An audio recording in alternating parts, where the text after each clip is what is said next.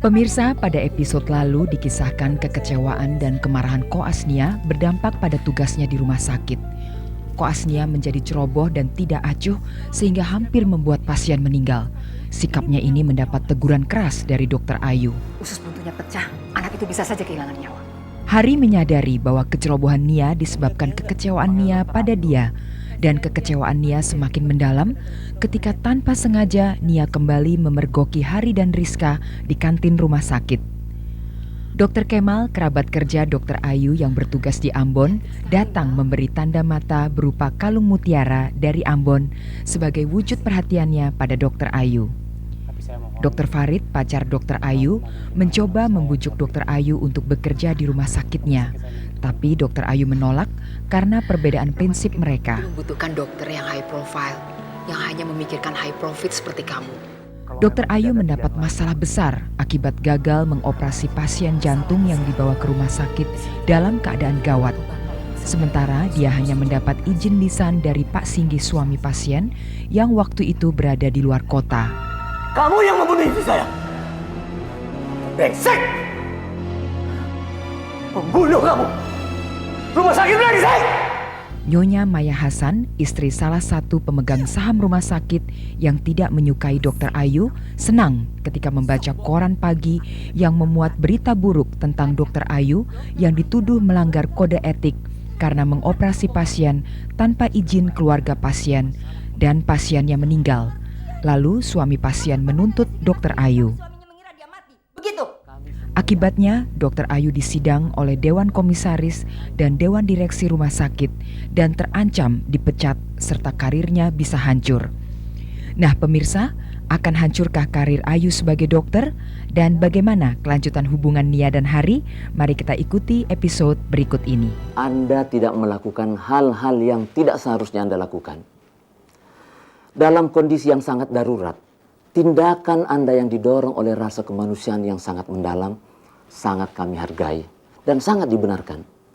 Tapi, kita semua di sini terikat oleh disiplin dan peraturan-peraturan yang sangat baku. Nah, dalam situasi yang seperti ini, kita tidak bisa menarik dan berpihak kepada kita.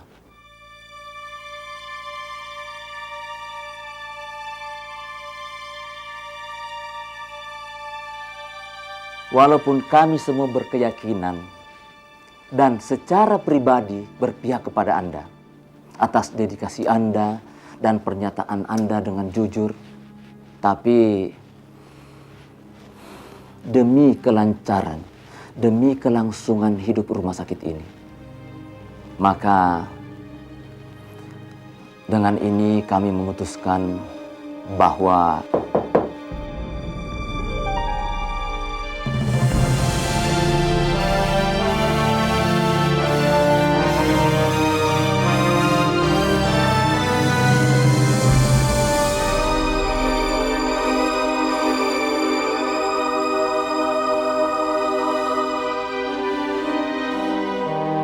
maaf, saya menginterupsi.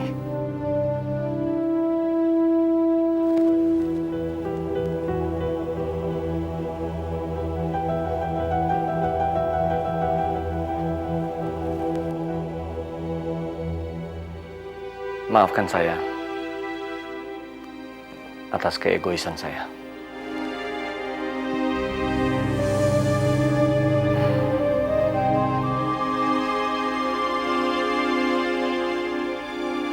Saya akan menandatangani apa yang harus saya tandatangani sesuai dengan janji lisan saya malam itu, Dok.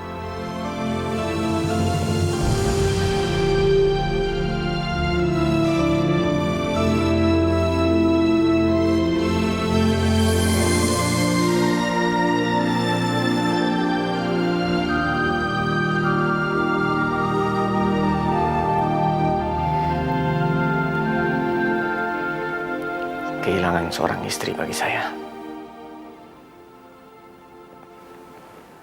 adalah penderitaan yang berat.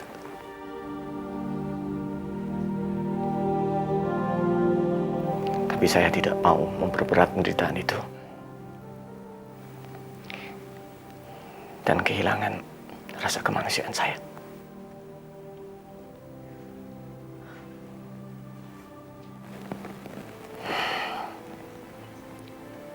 saya akan memasang iklan permohonan maaf di koran yang telah memuat berita yang memojokkan Dr. Ayu.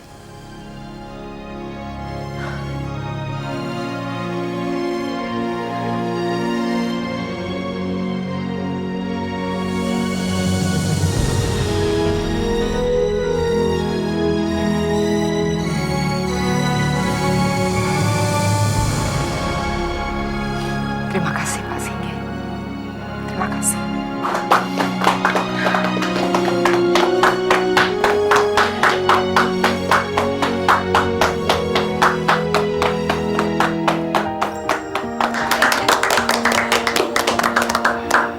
Dok, terima kasih.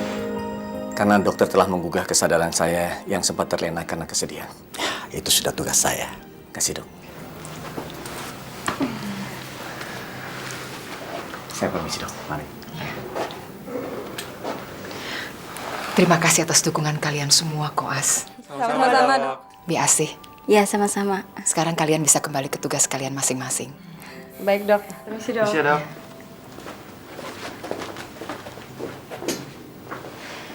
Saya tidak tahu apa yang harus saya katakan atas apa yang telah kamu lakukan buat saya. Ya, saya melakukan ini tidak hanya untuk kamu. Tapi saya lakukan ini untuk kebenaran. Juga untuk orang-orang yang membutuhkan kamu. Itu saja. Terima kasih. Saya lihat kondisinya sangat parah. Namanya Ibu Susan. Terus gimana keadaannya? Setelah saya cari tahu ternyata suami dan anaknya meninggal karena kecelakaan.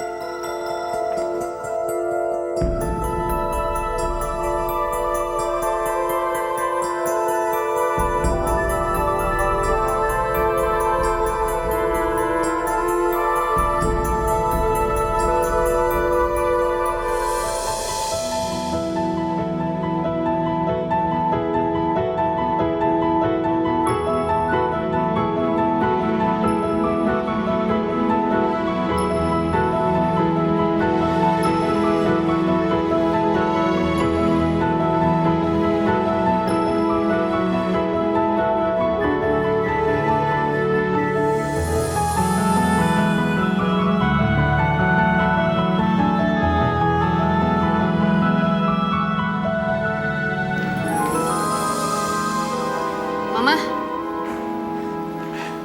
Mama baru pulang. Iya sayang, tadi mama dari rumah sakit, terus mama dari sana arisan, mama mampir ke rumah Tante Ola. Dia lagi kurang sehat, jadi gak bisa ikut arisan. Mama kenapa sih ceria banget abis dapat arisan dolar ya? Buat mama narik arisan udah biasa sayang. Kamu mau tahu kenapa mama gembira sekali hari ini? Karena dokter Ayu yang besar kepalanya itu, sekarang pasti kempes kepalanya. Dia pasti dipecat karena mencemarkan nama baik Rumah Sakit Pelangi Harapan. Dia tidak dipecat.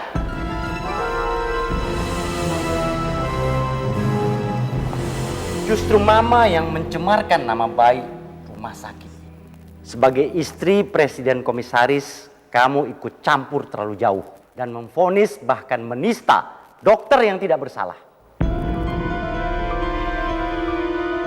Mulai saat ini kamu jangan menginjak rumah sakit kecuali kamu sedang sakit atau sedang mengunjungi sahabat atau kerabatmu yang sedang sakit.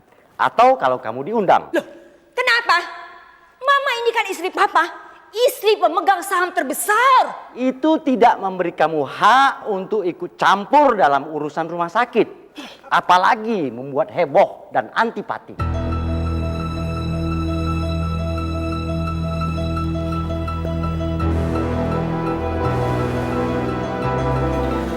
Pak Probo menderita tumor di otaknya. Dan kami belum bisa memastikan apakah tumor itu berbahaya atau tidak. Apa pekerjaan Bapak Anda? Tadinya papa saya pengusaha, Dok. Tapi sekarang sudah pensiun.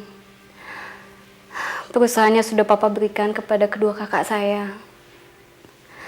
Sementara saya sendiri, saya punya usaha kecil-kecilan bersama suami saya, Dok. Maaf, Dok. Apa hubungannya pertanyaan dokter dengan penyakit papa saya?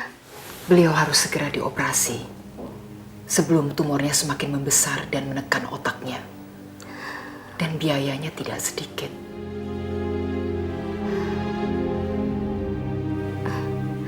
Apa nggak ada cara lain, Dok?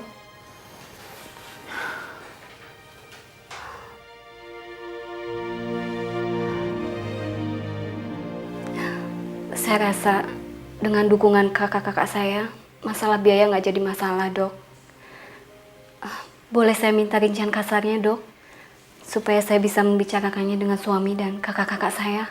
Sebentar, saya tanyakan dulu kepada bagian administrasi ya.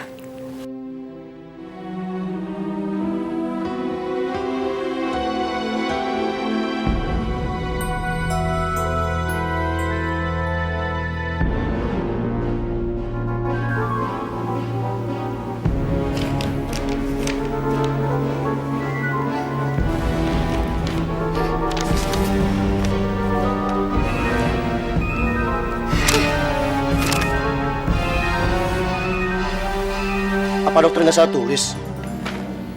Masa harga setinggi itu?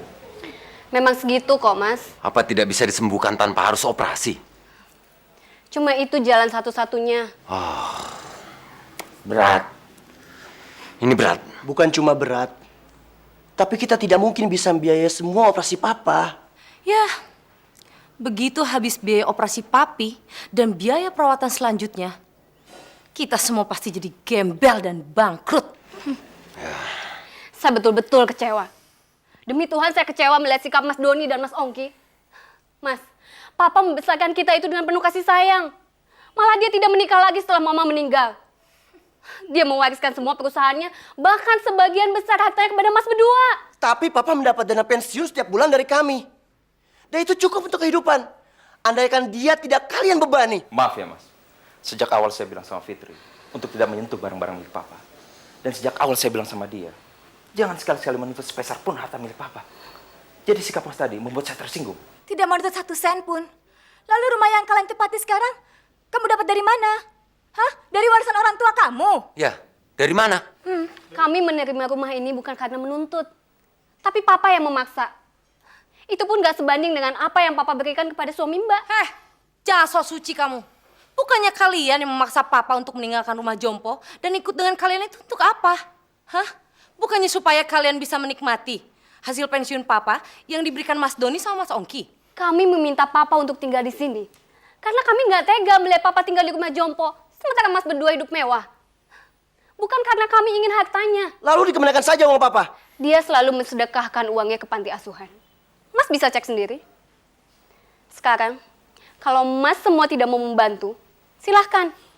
Tapi jangan menyesal kalau nanti terjadi apa-apa. Fitri! Sudah, diam. Jangan berpanjang lagi. Kita kan mau makan malam. Tadi kamu janji cuma mau mampir ke sini, bukan mau ribut sampai pagi. Kalau kamu masih mau ribut di sini, silakan. Saya mau ikut Ongki dan Eli. Percuma saya repot-repot dandan kalau hanya menghabiskan waktu saya di sini.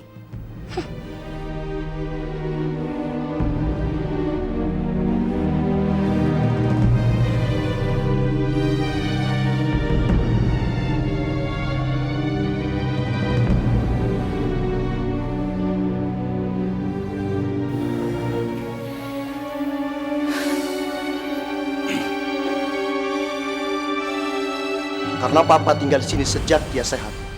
Sekarang begitu dia sakit, kalian harus tanggung jawab.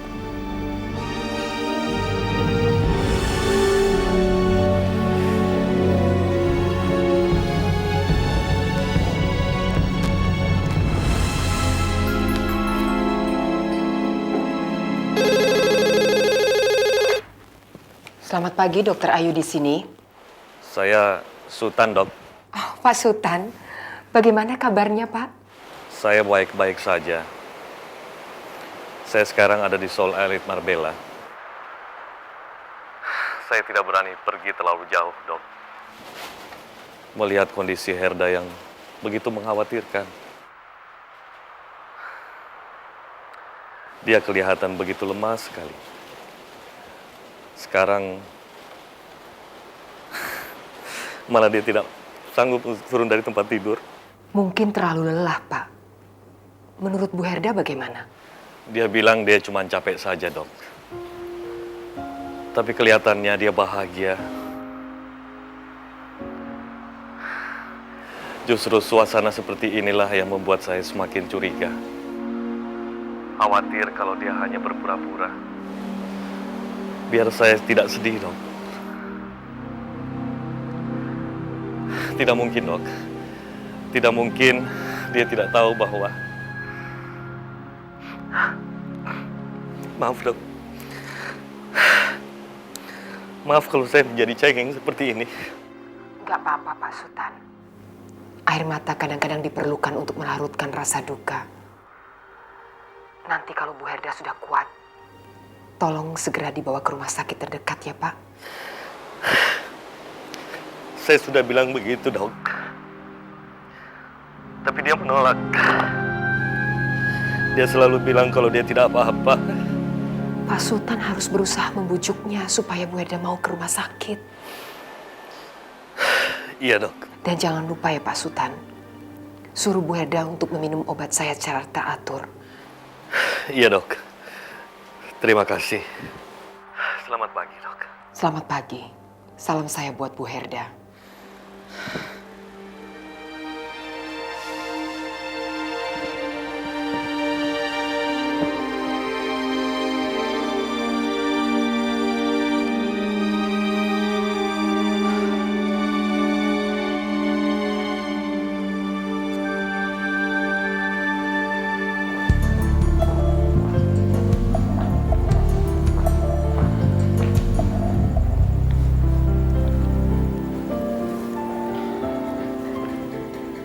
Selamat pagi.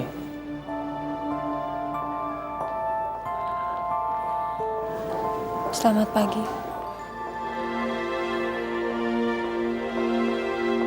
Anda sudah sarapan dan minum obat?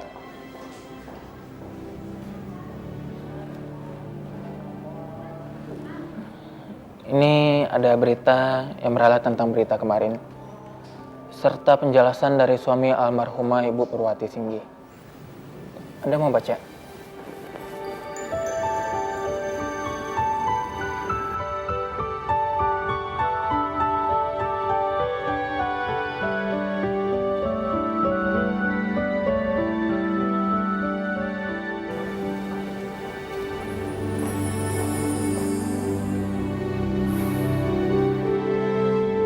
Terima kasih. Terima kasih.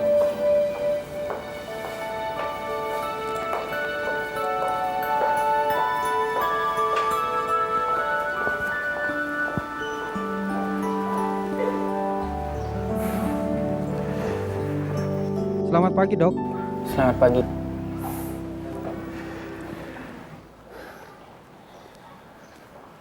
Luar biasa. Berminggu-minggu kami mencoba untuk membuka komunikasi dengan Dr. Mirna. Tapi sama sekali tidak ada tanggapan apa-apa dari dia. Dan dalam beberapa hari saja, Dr. Petra mampu mengajak dia bicara.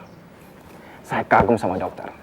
Ya, mungkin karena saya mengajak dia berbicara bukan tentang dirinya, melainkan tentang Dokter Ayu. Dan kelihatannya dia pengagum Dokter Ayu. Oh ya? Saya akan coba memakai cara dokter. Yang pernah saya dengar sepanjang hidup saya. Ide ini datangnya dari anak saya ini, Bu Dokter. Saya mendukung ide itu untuk memberikan pelajaran kepada dua kakak-kakaknya dan istri-istrinya yang tidak tahu diri itu. Maafkan kami, Dok. Kami terpaksa melibatkan dokter.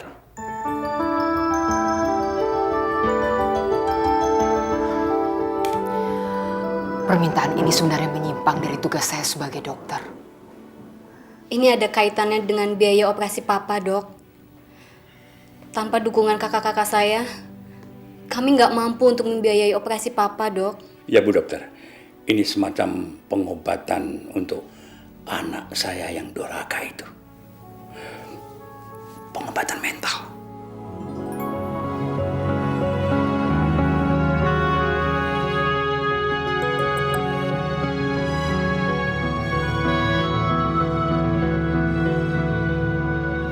Baiklah, saya akan meminta seorang suster untuk menjaga dan menemani Bapak.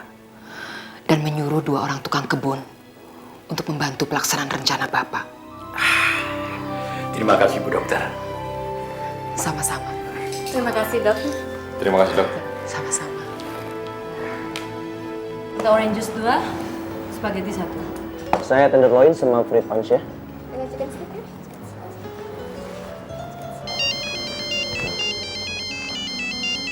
Siapa? Fitri. Kalau dia masih ngotot minta uang, bilang saja. Dana kita sedang dipakai untuk investasi bisnis baru. Ya. Mas, saya sama Tony lagi di rumah sakit. Tapi papa sudah nggak ada. Innalillahi wa inna ilaihi raji'un. Mas, papa nggak apa-apa. Dia cuma kabur dari rumah sakit. Ngabur? Papa ngabur dari rumah sakit? Iya, Mas. Bukannya dia lagi sakit? Kata perawat, papa udah agak sehat. Dia tadi jalan-jalan ke taman rumah sakit. Tukang kebun lihat kalau papa dijemput taksi terus pergi. Karena kamu sama Tony yang tinggal sama papa. Kalian harus tanggung jawab. Cari papa. Tapi Mas Doni kan yang punya mobil. Nggak bisa. Saya sama Ongki lagi meeting. Bo udah hafal kan apa yang mesti Bo bilang? Sudah, Non. Beres.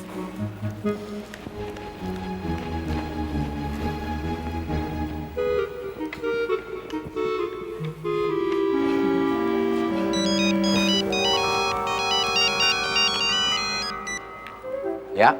Den, ini Bu Atun. Doro Sepuh, tadi saya lihat lagi gali lubang di kebun loh, Den. Yang bener. Bener, Den. Malah Doro Sepuh dibantu sama 2 orang loh, Den. Papa pulang ke rumah bersama 2 orang. Mereka menggali lubang di kebun belakang. Kayak kurang kerjaan aja. Lubang buat apa? Sepertinya harta karun loh, Den. Harta karun apa? Kelihatannya koper besi gitu loh, Den. Kamu nggak tanya? Oh, saya udah berani, Den, tanya-tanya. Saya aja hanya ngintip, takut ketahuan loh, Den, sama Doro Sepuh. Lah, wong Doro Sepuh itu kelihatannya juga ngumpet-ngumpet. Begitu dapet, Den, kopernya itu, langsung Doro Sepuh itu, swing, pergi naik taksi, Den. Ya udah. Baik, Den, baik.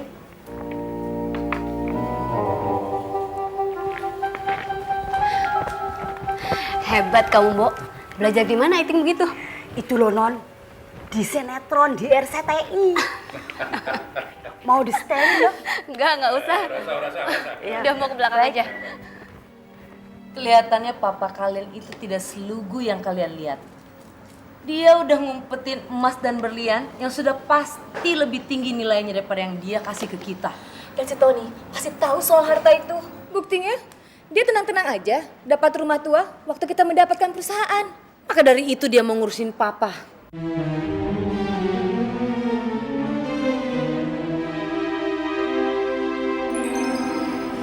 Akan saya tanya dia.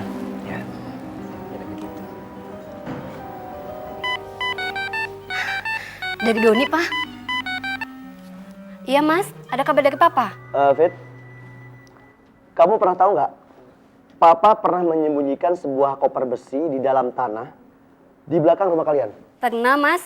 Waktu itu Papa pernah cerita sama almarhumah Mama. Tapi kayaknya itu bohong deh. Emangnya kenapa sih, Mas? Itu bukan bohongan. Atun melihat Papa datang bersama 2 orang, lalu dia menggali tanah dan mengambil sebuah koper besi di belakang rumah kalian. Kita harus mencari Papa sebelum harta itu jatuh ke tangan orang lain. Kita harus mencari Papa ke alamat rumah teman-teman Papa. Ya. Aku setuju. Pak, sebaiknya Papa cepat-cepat kembali ke rumah sakit sebelum mereka kesini, Pak. Oh, ya dasar kere.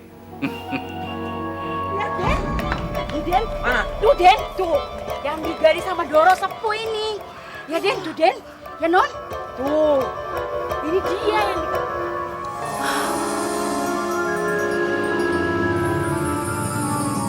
Ya kan, Non, ya? Tuh, lihat dong.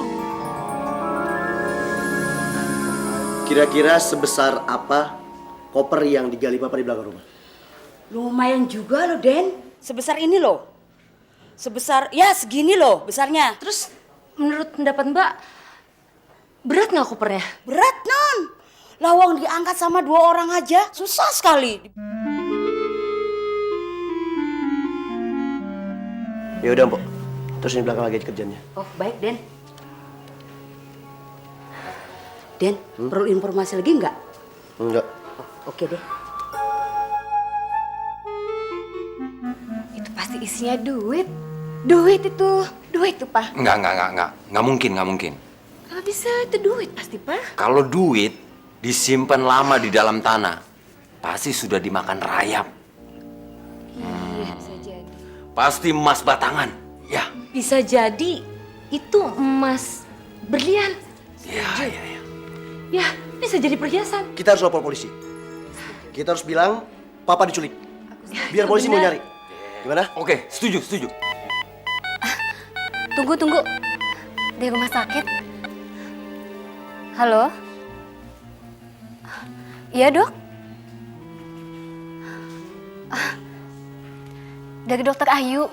Dia bilang Papa sudah kembali ke rumah sakit. Dia bawa koper besi. Maaf, Dok. Saya baru bicara sama suami saya. Baik, Dok. Ya, kami ke sana. Terima kasih, Dok. Koas Nia dan Koas Petra tetap mengenakan seragam. Sedangkan Koas Rizka dan Koas Hari lepaskan semua atribut. Jangan sampai ada kesan bahwa kalian adalah petugas medis. Kalian harus bisa menyamar seperti pedagang.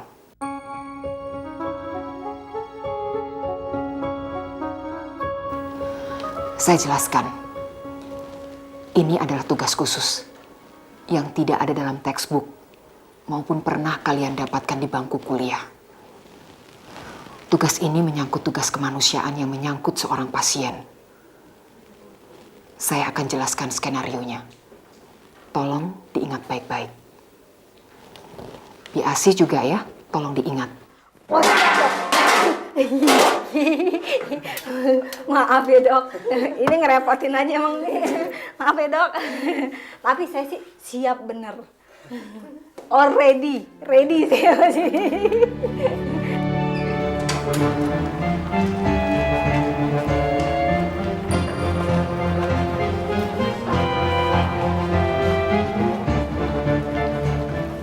Siapa? Bisa saya bantu? Kamu di mana? Tunggu bentar ya. Pavilion Anggrek kamar 2. Oke. Ya. Makasih ya.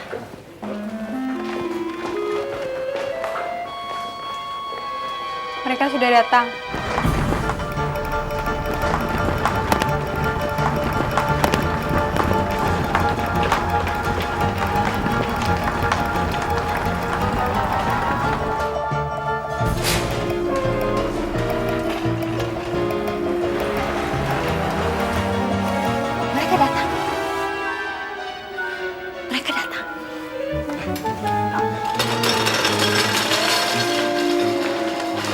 Gimana kondisi Pak Probo? Baik sekali.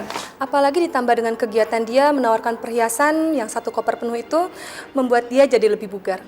Iya. Kami boleh masuk, Dok? Iya, Dok. Nanti saja. Pak Probo sedang sibuk bertransaksi. Dia juga titip pesan sama saya tidak mau diganggu oleh siapapun juga.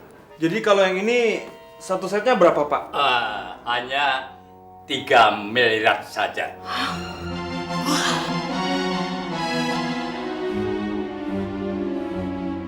Terus Pak, kalau yang ini, Pak? Ya, Anda tahu sendiri kan bagaimana mutu-mutu berliannya. Yang ini tadi tanya? Iya. Oh, jangan. Ini akan saya wariskan kepada cucu-cucu saya.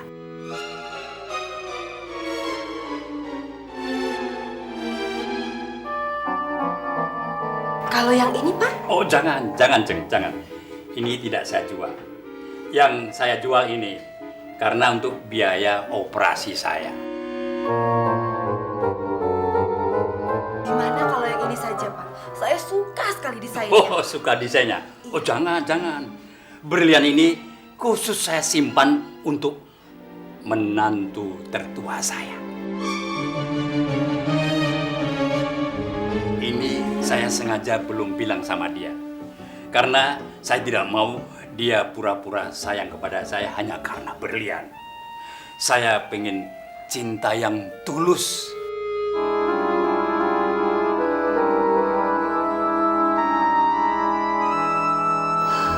kita bicara di tempat lain saja. Mari, Dok. Permisi, Dok. Mari, Dok.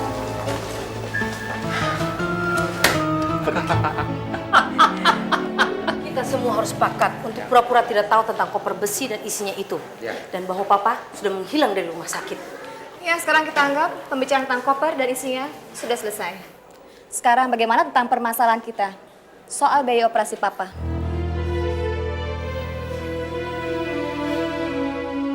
Kita tanggung bersama. Yang paling banyak mengeluarkan dana, berarti persentase hasil warisan perhiasan itu juga yang paling besar. Ya, saya setuju. Gimana, Bu? Gak apa-apa, Ton. Saya nggak dapat perhiasan itu juga nggak apa-apa kok.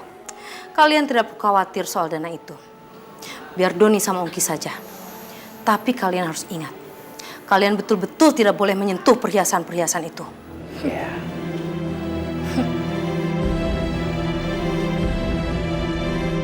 Dokter, terus terang saya kok merasa telah gagal mendidik anak-anak saya. Bapak jangan menyalahkan diri Bapak sendiri. Mereka sudah dewasa, Pak. Dan mereka sudah menikmati semua hasil keringat Bapak. Kalau sampai mereka tidak sadar akan tanggung jawab mereka terhadap Bapak, itu salah mereka, Pak. Bukan salah Bapak. Dokter Ayu. Ya? Keluarga Pak Probo ingin menemui Pak Probo.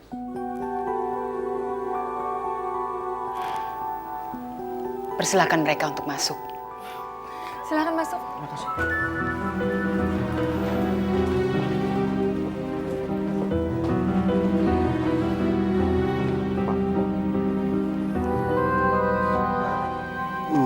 Maafkan sikap kami, Pak. Kami bukannya tidak peduli sama Papa. Dan kami bukannya tidak mau membiayai operasi Papa.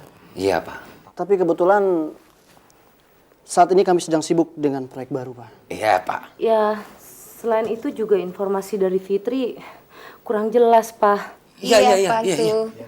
Jadi kami tidak tahu kalau ternyata Papa separah ini. Iya, betul. Sudah. Sekarang tidak usah panjang lebar. Ya. Coba.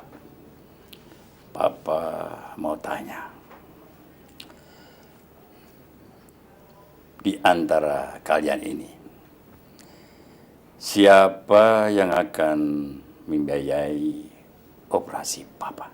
Saya, Pak.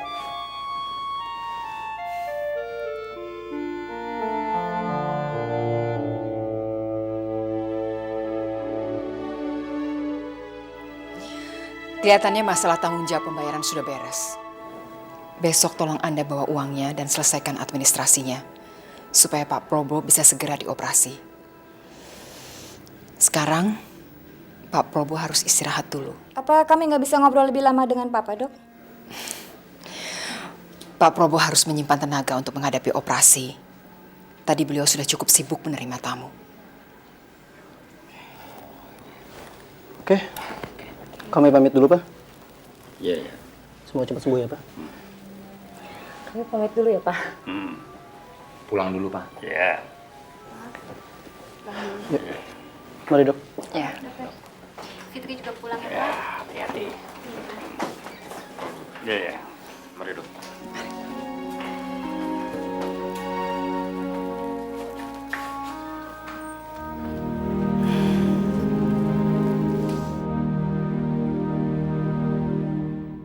Assalamualaikum. Waalaikumsalam. Meni, Mbak. Kapan kamu datang? Siang tadi, aduh kangen banget deh sama Mbak.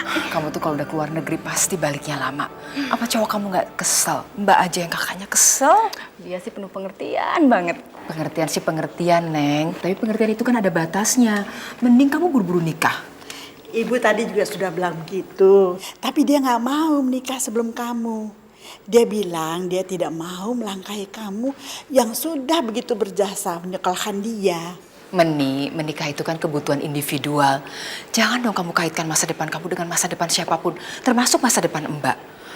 Kalau kamu menunda pernikahan kamu karena Mbak, itu sama aja kamu memberi Mbak beban yang tidak seharusnya Mbak terima. Terus kenapa Mbak nggak menikah saja sama Mas Farid? Mas Farid kan udah lama banget menunggu jawaban iya dari Mbak.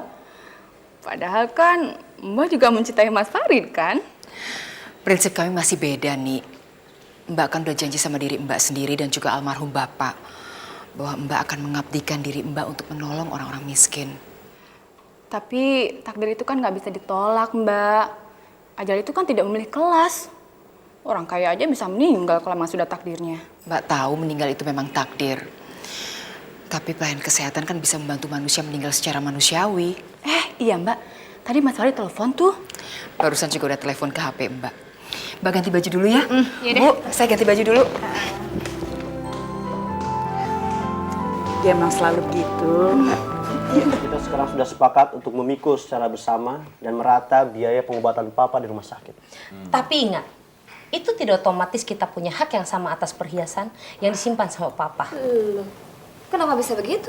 Kita kan kemarin sudah dengar kalau Papa sudah membagikan jatah untuk anak-anak kita nanti dan untuk saya.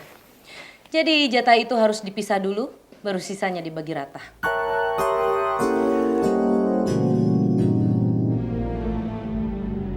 Sekarang kita tinggal memikirkan bagaimana bilang sama Papa tentang pembagian tersebut. Soal pembagian itu, kita lihat gimana nanti aja. Yang penting sekarang biaya operasi Papa harus segera kita setorkan ke rumah sakit. Oke, saya setuju. Ya. Setuju. Saya setuju.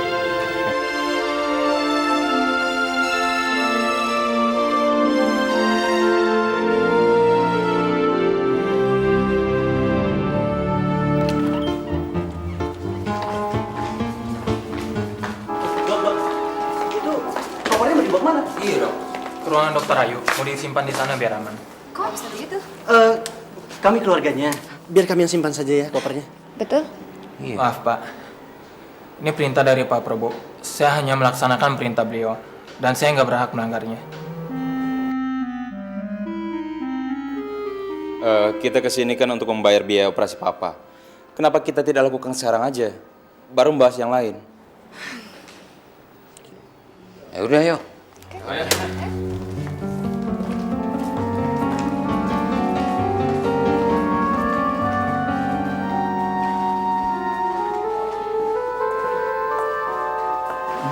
Koas Petra, saya mau tanya, kenapa koper itu jadi rebutan? Saya hanya melaksanakan perintah dokter Ayu dok. Dokter Ayu yang tahu persis. Baik, Anda boleh pergi sekarang. Permisi dok.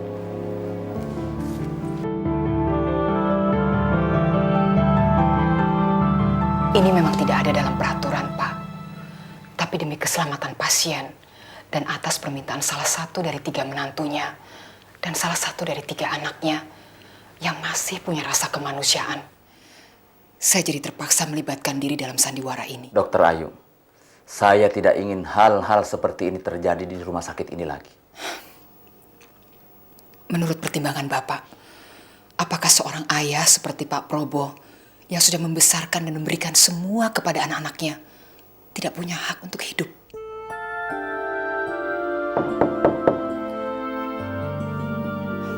Silakan.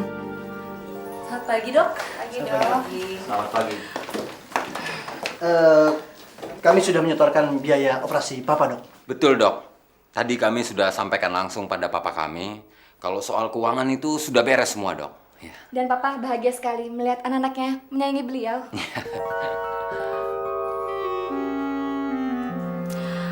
Dok, apa koper Papa aman di sini? Bagaimana kalau kami saja yang menyimpan koper Papa? Iya. Kami kan anak-anak dan menantu-menantunya. Kami akan menjaga koper itu dengan nyawa kami. Bagus. Tapi kalian sebenarnya tidak perlu khawatir. Koper itu aman di sini. Lagi pula Pak Probo sudah menitipkan barang itu kepada Dokter Ayu bahwa hanya dia yang boleh mengambil koper itu. Itu pun setelah operasi sudah selesai.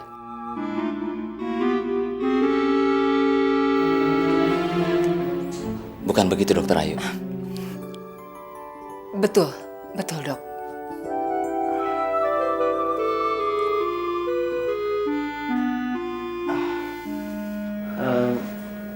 Baiklah.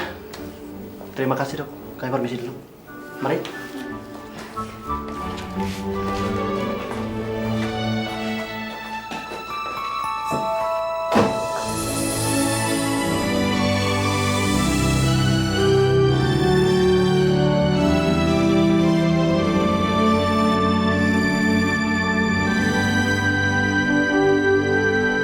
Jangan sampai ketinggalan update terbaru dari MVP Hits dengan subscribe dan klik tanda lonceng di bagian kanan.